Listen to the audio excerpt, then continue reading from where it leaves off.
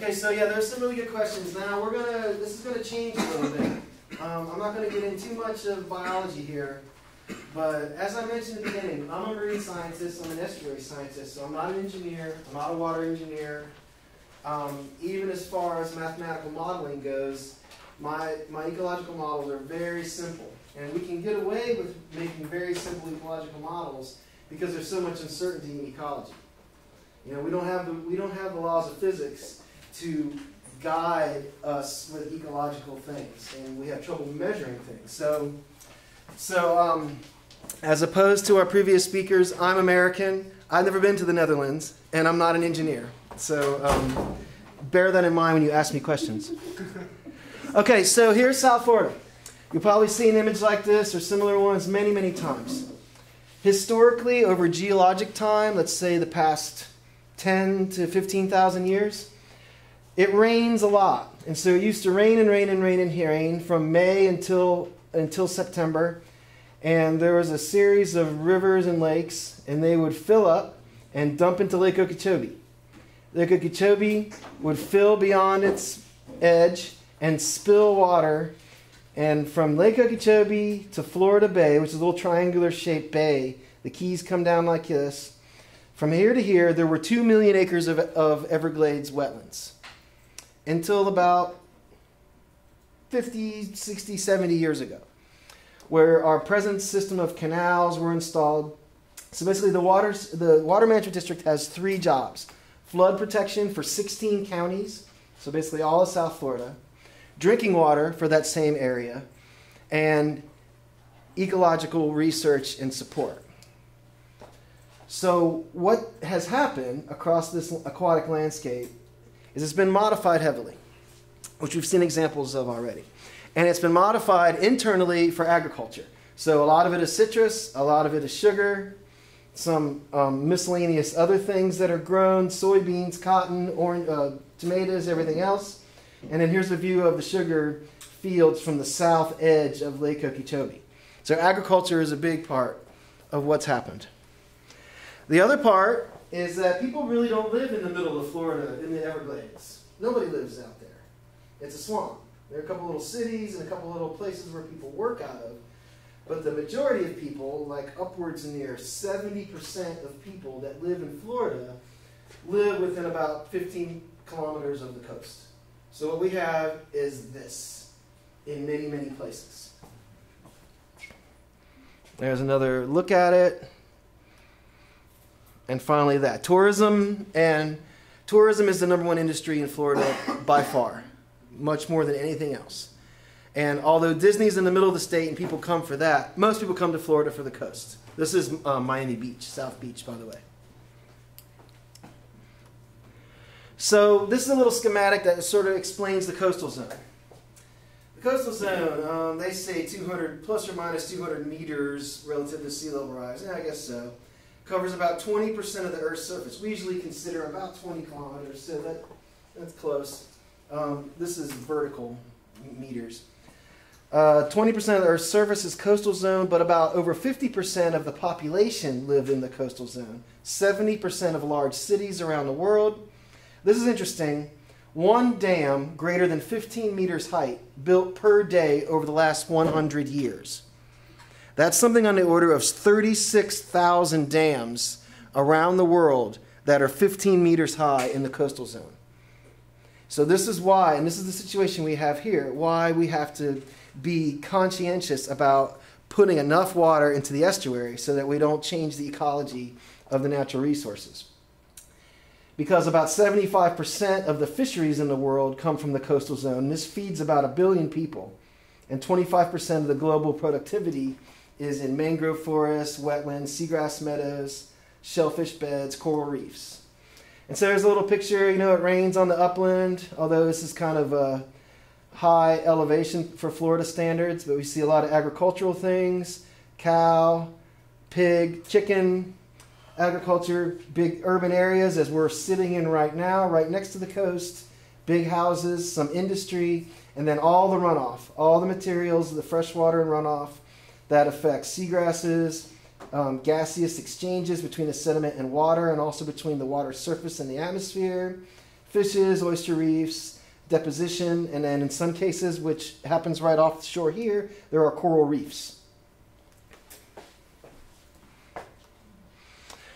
You've probably seen something like this already, and you'll hear different things. But this is what's happened over the past, again, let's just say a century, 100 years. There are 16 counties, as I mentioned, and you may not know what a county is, but it's just a unit of aerial organization in the United States. This is the latest estimate I could get, 3,380 kilometers of canals across South Florida that are managed by the Water Management District. And the water through those go from 70 pumping stations. So these are, did they take you to a pumping station yet? Are they going to? In the Netherlands,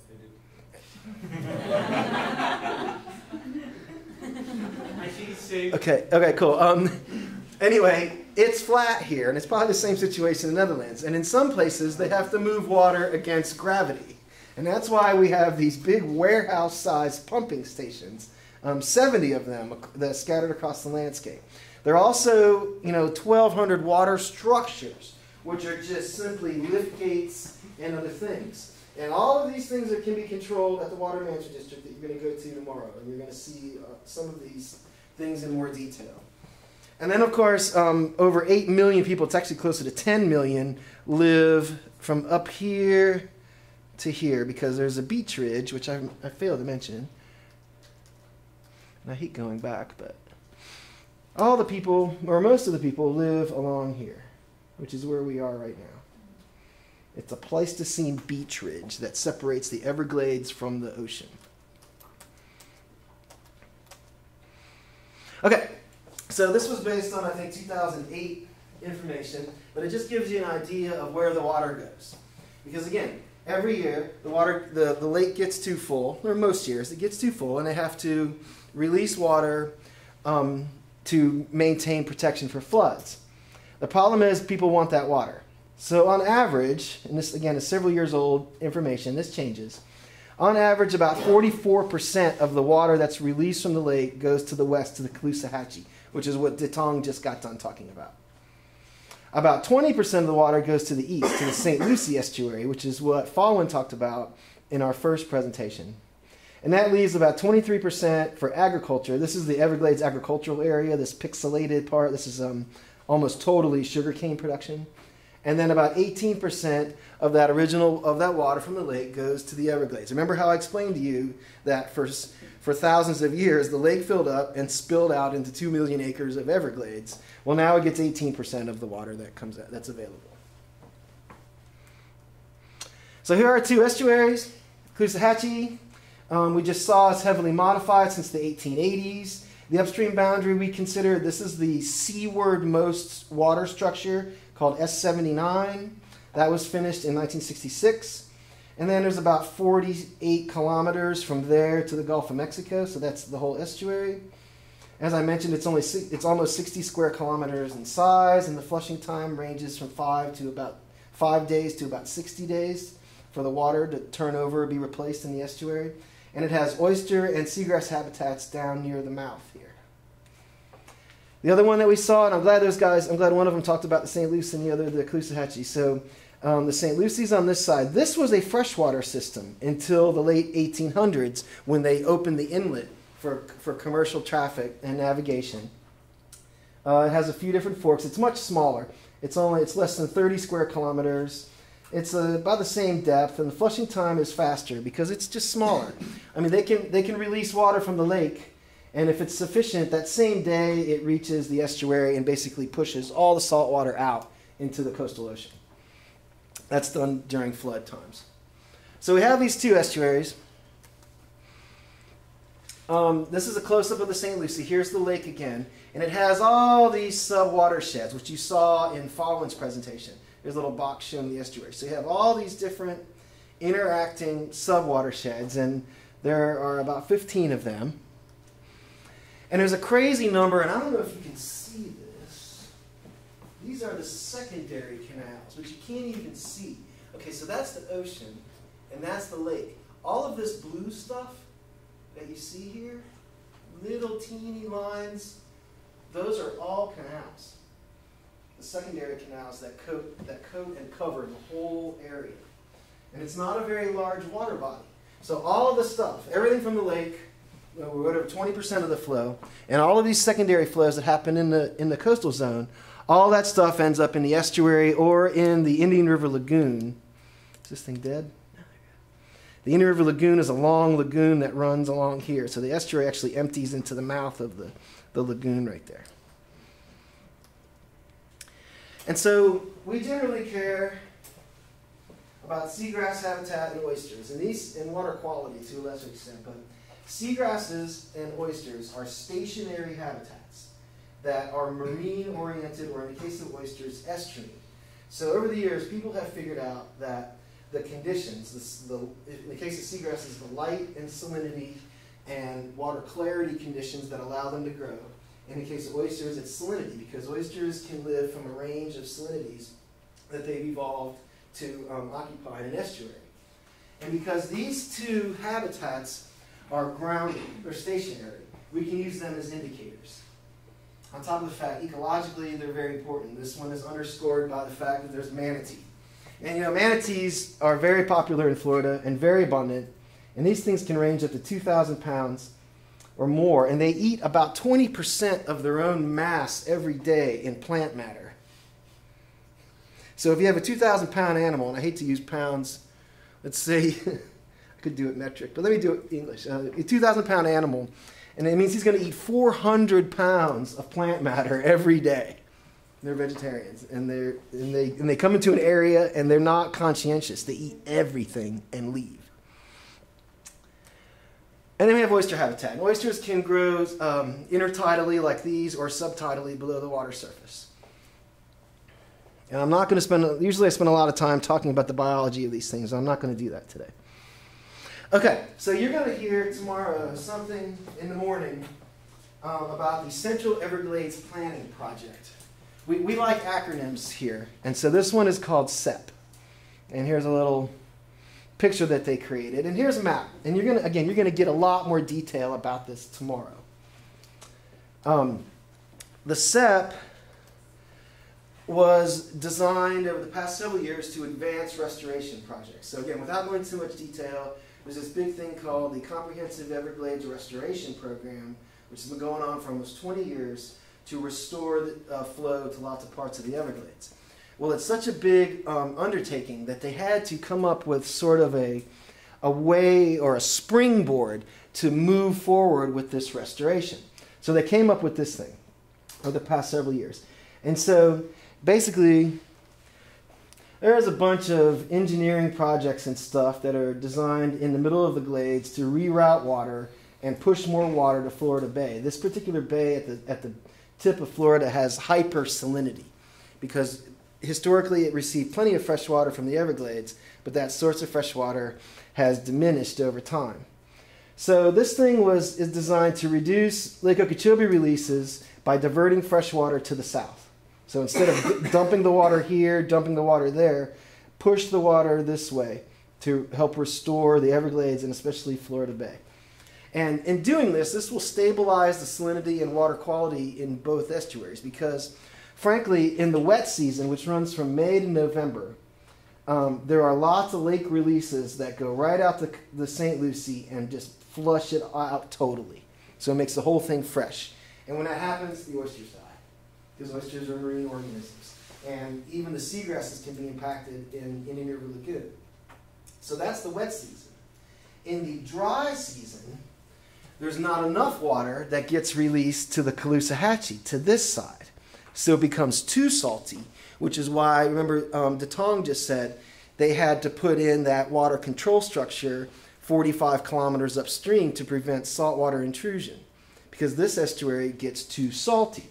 So we have one that's too fresh in the wet season and one that's too dry in the dry season. And what this is intended to do is to reduce freshwater flow to the St. Lucie in the wet season and increase freshwater flow to the Caloosahatchee in the dry season. And the way we do this is through integrated modeling that links watershed projects, estuarine salinity, and biota. Remember I told you that in the beginning. So again, you're going to hear a lot more details about this thing called the Central Everglades Planning Project tomorrow. But I'll go through my version right now. I think this thing. Okay, so they're going to predict daily inflows from 1965 to 2005. This is 41 years. And we have these abbreviations. There's one called Existing Conditions Base, Future Without, and just Alt4R. And I'll tell you what those mean in a minute. And then we have the two estuaries, the Caloosahatchee River Estuary and the St. Lucie Estuary. So remember what I said in the beginning. We can't just go from inflows to biology because this is an estuary and everything is really regulated or structured based on salinity gradients. So we have to take the freshwater inflows and turn those into salinity predictions. And we have a combined modeling method to do that. And then we have ecological models. So we have oyster model and seagrass models, and we have them at multiple locations. These are not spatial models. They are generally standalone model for a particular place that predicts the density of organisms. So number of creatures or individuals per meter square. So the guys that you'll meet tomorrow morning, they give us in Coastal Ecosystem Group a time series of inflows, of daily inflows for this 41-year period for each of these scenarios. We then run our salinity converter and turn this into a time series of daily salinities at different locations. And then we take that time series of daily salinities and we run the ecological models with it. This is the forward way. I mentioned before we had the break that we do a lot of things backward, where we start with the salinity requirements of organisms and work backward to the flow and then the availability of fresh water. This one's more of a forward. If we change the freshwater inflows, what might happen to the biology? So the SEP, they're trying to capture and redirect 260 million cubic meters of water. They simulate this with the regional simulation model, the RSM. And again, you're going to hear about this tomorrow, and this is out of my area. It includes the Indian River Lagoon South. There are two major reservoir efforts that were designed. Falwyn in his watershed modeling showed you one of them, and the other we didn't really talk about is going to be on the west coast. So we do have some capacity to build a reservoir and store the water, and that's part of these scenarios. So remember that I mentioned, I think my pointer's dying. Remember that I mentioned we do sort of a retrospective approach to modeling. Because we can't see what's going to happen into the future, we generally use this approach where we look at the existing conditions over the past time period. In this case, it's up to 41 years. This is right now being modified to go up to 2010. So we know what happened over the past 41 years. The next scenario is the future without the project. So without any of these things, but if they put the reservoir in here and the reservoir in here, what might happen? And then the third, Alt4R, just remember those letters. You don't have to remember what it means. This is the reservoirs and all of these, the implementation of all these projects. So this should be the most desirable state. The estuary and salinity predictions, well, it's a multivariate method that includes time series modeling and their hydrodynamics. So it combined our long-term salinity records. The Tom didn't mention this, but we have salinity at 2 depths at 15-minute intervals at multiple locations in the estuary. Those places he showed you. Some of them go back to 1992. So we have long time series of salinity in the estuary that can be used to in a predictive mode. And also we have the hydrodynamic model, which is a deterministic approach based on processes. So one of our scientists, actually those guys, their supervisor, came up with a method to predict salinity at any location based on inflow using this combined hydrodynamic time series approach. And so what we did was, in the Caloosahatchee, we had 2 places, Cape Coral, which is right there at the bend, and Shell Point, which is near the mouth. Oysters live in both places. Seagrasses live around Shell Point. And in the St. Lucie, we also had 2 places. US 1, oysters live right near there, and something called Boy Scout Island, or BSI, and that's where our seagrass spot was. And in general, we get this relationship. This is inflow on the x-axis and salinity on the y-axis. Generally, that's where you get it. If you're upstream, the relationship's really good. If you're at the mouth of the estuary, the ocean has a bigger effect, so the inflow is not as important in determining that. Okay, I mentioned this briefly before, and again, I didn't really want to get into all this stuff about this. If you want to know more about this, I can give you my email address because we publish papers in developing these models, because we spent a lot of effort developing the ecological model, developing the oyster model, the seagrass model. There's a lot of uncertainty in it. We have to use a whole bunch of different data sources. They're difficult to calibrate. They're even harder to validate. So we test them and try them. We do sensitivity analysis. We know which parameters influence the model results the most. I spent a lot of time doing that. But that's not the purpose of these models. The purpose of it is to apply it to something like this, with some confidence that if they change inflows by some percentage, that's going to change salinity by another percentage, and that's going to have an effect on the numbers of organisms that you have. The oysters are affected by salinity, that's S. Total suspended solids, this is what they filter out. Oysters are filters. You guys know that, right? In fact, an adult oyster can filter 4 liters of water per hour. Let that sink in for a second. One oyster. 4 liters of water per hour. All day, every day.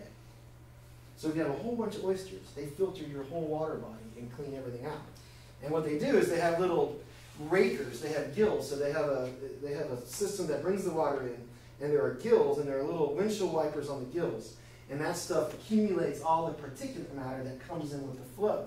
And then the oyster has an X-current outflow. So it brings in all the water, filters it out, and shoots out the residuals at the end. So that's suspended solids. Temperature, of course, and there's a maximum rate of filtration that they can possibly get to. And they respire, just like our cells. There's a loss of oxygen through respiration. They die, they get eaten. And then there's something called biodeposition, which is a whole bunch of leftover stuff that comes out of the oyster that's used to cement the oyster reef together. That's a big loss term. Seagrasses, as I mentioned, they grow. Salinity is a factor. This is irradiance. This is light. Light's affected by the color, the turbidity, and the chlorophyll content of the water. And the plants grow. Temperature affects them. The maximum rate of photosynthesis. This is a very similar structure as the oysters. And again, there are 3 loss terms. They respire, they die. In the case of plants, they translocate. So plants are green, so the photosynthetic tissue is above ground. It photosynthesizes, it builds up carbon reserves, and then sends them below ground for storage. That's generally how plants work, and that's what translocation is. So each of these target things, so I have 2 different kinds of seagrass, because this one lives on the west coast, and this one lives on the east coast, and oysters live in both places. And they have these functions. So the x-axis in each case is the salinity, the range of salinities. And the y-axis is just this scaled relative function that varies from 0 to 1. So you can see for this plant, it's called shoalgrass. You can see that there's a maximum, that it maximizes its growth at, I don't know, almost 30, which is almost ocean strength. And then eventually it saturates. This one in the middle is called manatee grass. And it has a sigmoidal growth curve, so there's not much of an effect of low salinity, but like right through here, if salinity changes rapidly, you get a rapid change, either an increase in growth or a decrease, depending on which way it goes. Oysters, generally, they function best from 10 to 25, like in this range. At higher salinities, their filtration can cut off. So we fit this type of curve for all the things. Okay, so I mentioned these are 41-year inflows, and I'm going to show you a couple of graphs that look similar. And in this case, these are average annual values. It probably should have been total inflow, but this is the average inflow annually in cubic meters per day from 1965 to 2005. The existing base condition is shown in blue. The future without, remember that's just with the 2 reservoirs on each side, is shown in red, and the Alt4R, which has all those different projects and the reservoirs, is shown as the open square. Now, the thing about this is the people that did this, who you'll meet tomorrow again, and we'll discuss this in more detail, are very smart. And they know about the climate and water management in South Florida. And again, the goal was to reduce the flows to the east in the wet season and increase the flows to the west in the dry season, and then shunt fresh water to the south all the time. So you can see it's not as simple as, oh, we're just going to reduce the flow. That's what this part shows. So you can see that, you know, the existing condition is high. You put the reservoir in and it cuts down on the flows, and you put the other parts in and it cuts down some more. And this is for the Caloosahatchee. But it's not always the case. You can see over here, during this time period, around 1995, that the future without and the existing base condition were actually right about the same, but the Alt4R was much reduced. And you can see time periods where they're together, where they're separate. And that's because this long-term modeling takes into consideration so many factors. Climate, weather, water storage, water releases. Everything is built into this. And that's why they do this retrospective modeling approach, because they know what's happened over the past 41 years. We don't know what's going to happen over the next 40 years. So we have some level of reference to say, over the past 41 years, this happened. If we added a reservoir, what would have happened? If we added these other construction projects, what would have happened? And that's how we get to where we are. So each of these is going to have a time series of annual values at the top, and then the summary at the bottom, where the y-axis is in cubic meters per day in this case. Here's our three scenarios: ECB, FWO, and Alt4R. Dry is shown as the gray bar and wet as the open bar, and these are standard deviations over all of it. And this, while this is daily, this used, these are annual. This used all the daily values to calculate these means and error bars. And I want you to look at the red one, because remember, the Alt4R is the one we want. That one has all the engineering projects and the reservoirs, and is intended to help conditions for the biota in both water bodies. So for inflows, this is the Caloosahatchee, there was 5% less in the dry season and about 14% less in the wet season. And it's important that there's variability over this, because you can't just say the one scenario reduced the salinity and this affected oysters, because every day, every month, every time step, there's a constant adjustment about these inflows and salinities. This is the St. Lucie, Alt4R. There was about 10% less in the dry season. And remember, 24%. Remember, the St. Lucie, the east side estuary, suffers from extreme inflows in the wet season. So this approach reduced wet season inflows by about 24%. That's good. Here are salinity predictions. I'm not going to spend a lot of time going through the details of these. Just remember that they vary. Every calculation. This is not just an annual thing or a long-term one. There are daily changes in inflows and salinity that are accommodated by all of this. For Cape Coral, this is Caloosahatchee. Basically, salinity was reduced for both.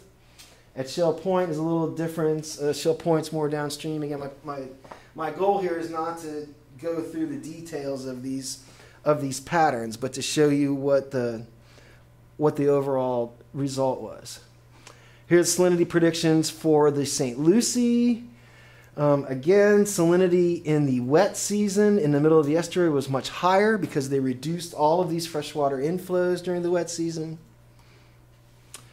Here's our oysters. The top one is Cape Coral, which was the more upstream location in the Caloosahatchee. The middle one is Shell Point, which was the downstream location in the Caloosahatchee, and this one is in the St. Lucie.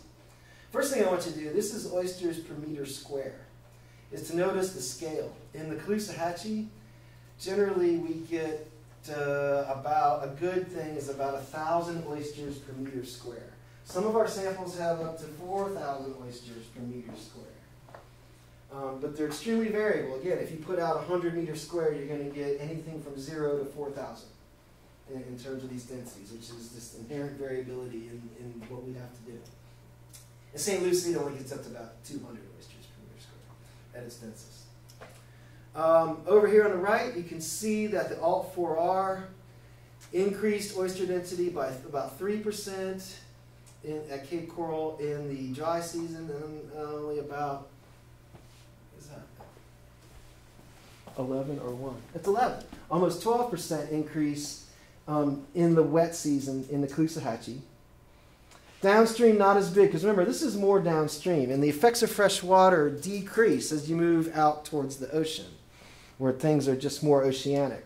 So you see a moderate increase, 3.5% and 5% for the dry and wet seasons at Shell Point, which doesn't have a big effect on the oysters at Shell Point, frankly. But they're a really huge effect in the St. Lucie.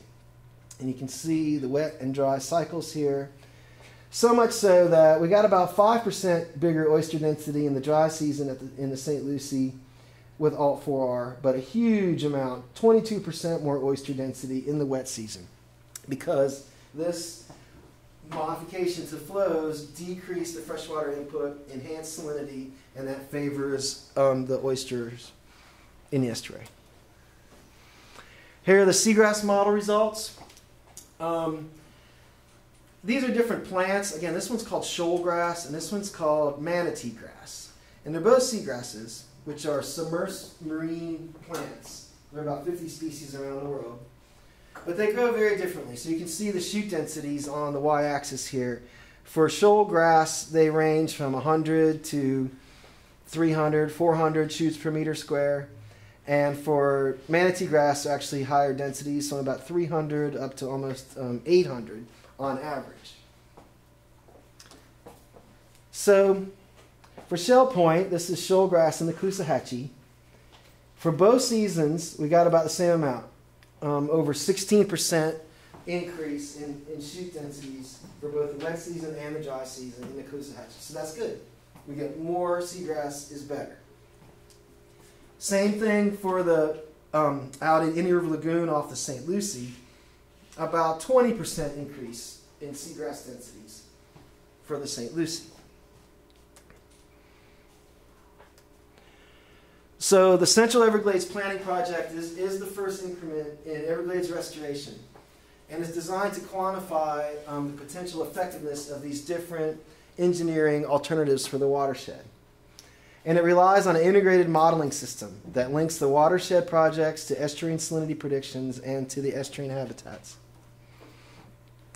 The effects of freshwater inflow diversions were really greater for the St. Lucie relative to the Caloosahatchee. Remember, the Caloosahatchee is twice as big as the St. Lucie. So the same amount of adjustment in freshwater inflows is going to have a much bigger effect on the smaller water body than the other.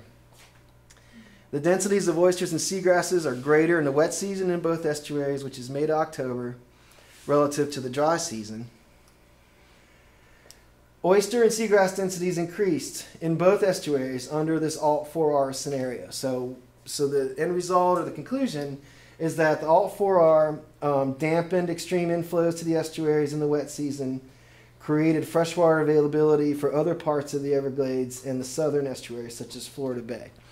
So it would accomplish what the intent is, to reduce potentially bad inflows to the east, increase freshwater supply to the west in the dry season, and push water to the south so that Florida Bay can receive it. Some of these things are happening for the SIP. Some of these projects that were designed for the middle of the glades to reroute water are ongoing. If you want to know about those, ask Walter in the morning, because I don't work on that stuff. I know that was fast. Previously I would include a whole bunch of stuff about the seagrass and oyster models that are based on their biology. But that's really not the thing. If you want to know about how we do those models, the assumptions we make, any of it, I'd be glad to answer any question about any of these things. If you have questions about water quality in the estuaries or our water quality modeling, I can also answer those things. I like this picture. I took this from the helicopter, and I've given a few presentations here at this university, and I like this one because it has the building that we're in right there. And it helps kind of put things in perspective.